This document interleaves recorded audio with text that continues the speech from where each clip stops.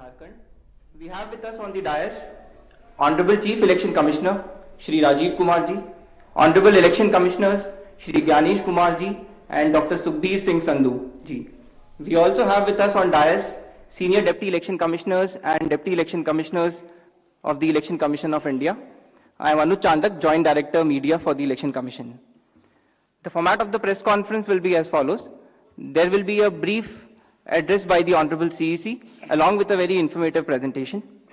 The copy of presentation will be shared with you along with the press note and all of the details after the press conference conclude. After the address by Honorable CEC, we will be having a question and answer session. I would request all of you to kindly raise your hand and the mic will come to you. Kindly introduce yourself, your name and organization and ask your question. Thank you so much. Now I would request Honorable CEC to kindly address the media.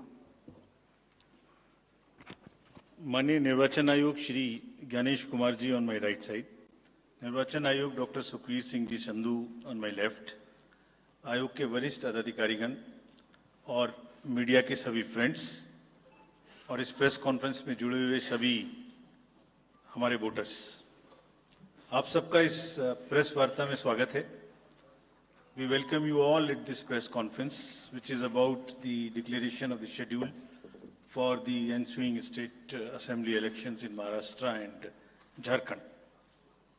Friends, मैं इस वार्ता को शुरू करने से पहले चुनाव आयोग की तरफ से और आपके माध्यम से सर्वप्रथम हरियाणा और जम्मू कश्मीर के सभी मतदाताओं को, वोटर्स को चुनाव में बहुत ही सशक्त दमदार पार्टिसिपेशन के लिए मुबारकबाद देना चाहता हूं, धन्यवाद करना चाहता हूं. जम्मू कश्मीर की आवाम ने जमहूरियत के जश्न को ऐतिहासिक बना दिया. भारी संख्या में पार्टिसिपेट कर अपने जमहूरी हक का शानदार उपयोग किया और जिसने लोकतंत्र की मजबूत नींव रखी है. दुनिया में सबसे बड़े लोकतंत्र के रूप में भारत हर चुनाव में गोल्ड स्टैंडर्ड्स तय कर रहा है, रिकॉर्ड बना रहा है. इन दोनों चुनावों में जो जज्बा दिखाया गया वो लंबे समय तक याद रहेगा. आप सबको वो पिक्चर्स, वो माहौल निश्चित रूप से याद रहेगा.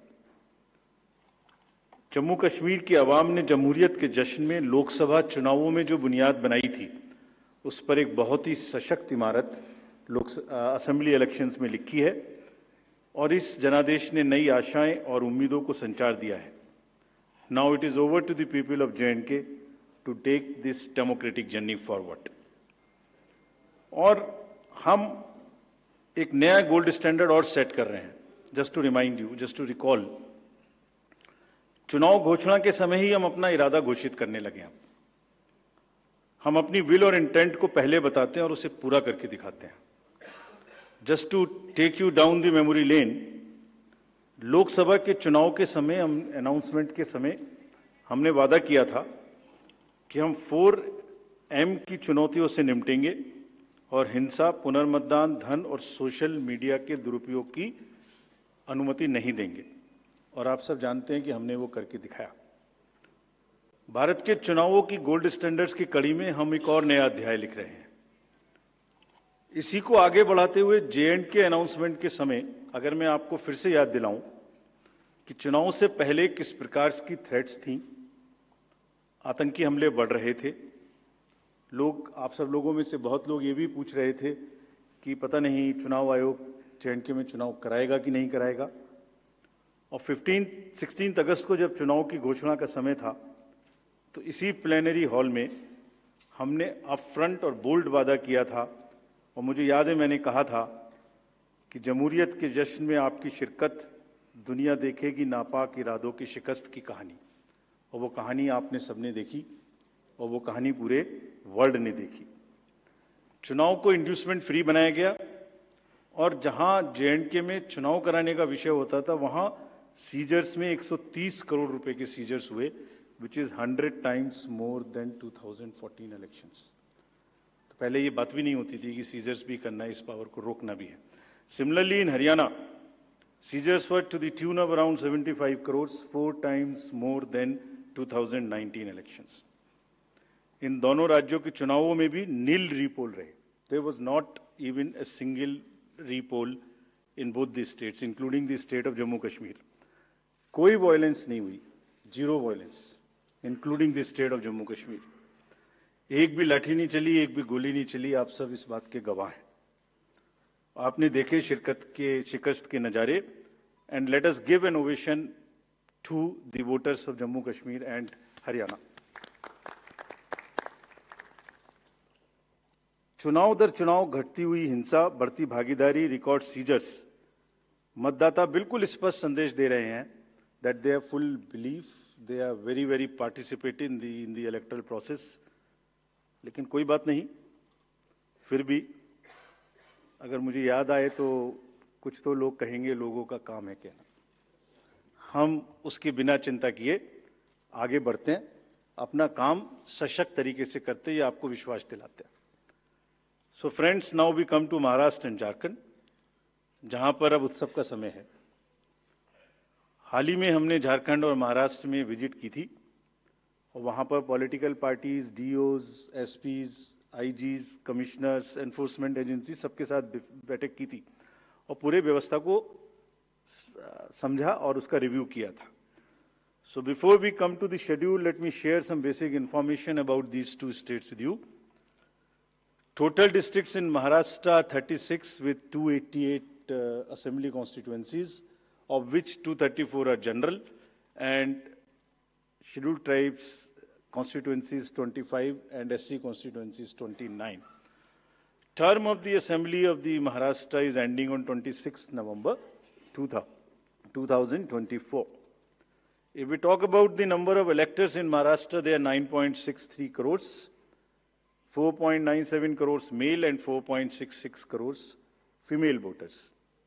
यंग वोटर्स की संख्या जिस पे काफी जोर दिया गया था एसएसआर में 1.85 करोड़, और उसमें से 20.93 lakhs are first time voters of 18 to 19 age group.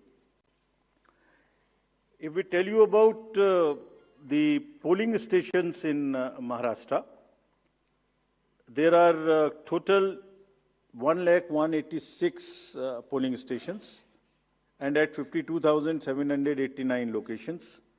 Urban being 42,604 and rural being 57,582. इस बार भी हम PWD मैनेज्ड बूथ्स बनाएंगे, विमेन मैनेज्ड बूथ्स बनाएंगे महाराष्ट्र में भी। मॉडल PSS की संख्या 530 रहेगी। अगर झारखंड में की चर्चा करें तो टोटल डिस्ट्रिक्ट्स की संख्या है 24, टोटल असेंबलीज 81, जिसमें से जनरल 44, एसटीज 28 एंड एससीज 9। झारखंड की असेंबली का टर्म 5 जनवरी 2025 को कंप्लीट हो रहा है। और अगर झारखंड में इलेक्टर्स की बात करें तो 2.6 करोड़ वोटर्स, जिसमें 1.29 crores female and 1.31 crores male. First time voters between 18 to 19 years are 11.84 lakh and 66.84 young voters in Jharkhand also. In the centenarian, number of centenarian voters is 1,706 and 3.67 lakhs PWD voters, plus 1.14 lakh voters are of the age of 85 and plus in Jharkhand. If I give you an overview of polling stations in Jharkhand, पूरे polling stations की संख्या होगी 29,562 और जो कि 20,221 locations पर फैले हुए होंगे। अर्बन संख्या वहां कम है 5,042 और रूरल परिवेश ज्यादा है, इसलिए रूरल बूथ्स की संख्या होगी 24,520। यहां पर भी women managed booths, youth managed booth, PWD managed booths बनाए जाएंगे। एवरेज वोटर्स की संख्या पर booth is 881। Particularly vulnerable tribal groups पे जैसे मैंने पहले भी आपसे चर्चा की है, कमीशन का उनको एनरोल करने के लिए, उनको एम्पावर करने के लिए बहुत एम्फेसिस है। महाराष्ट्र में 3 पीवीटीजीज हैं, कटकरी, कोलम एंड मारियागौंड, और झारखंड में 8 पर्टिकुलरली वल्नरेबल ट्राइबल ग्रुप्स हैं जिनकी आबादी 1.78 लाख है। उसमें असुर, बिरोर, मालपाड़िया, पहाड़िया, सौर्या, पहाड़िया, बिरजिया, कोवार एंड सावर, इन सबका लगभग 100% एनरोलमेंट इलेक्टरल रोल में किया गया है। और सभी डीओज ये कोशिश करेंगे कि जो भी बूथ्स इनके यहाँ बने वो एक बहुत सहज इनके ही परिवेश में बने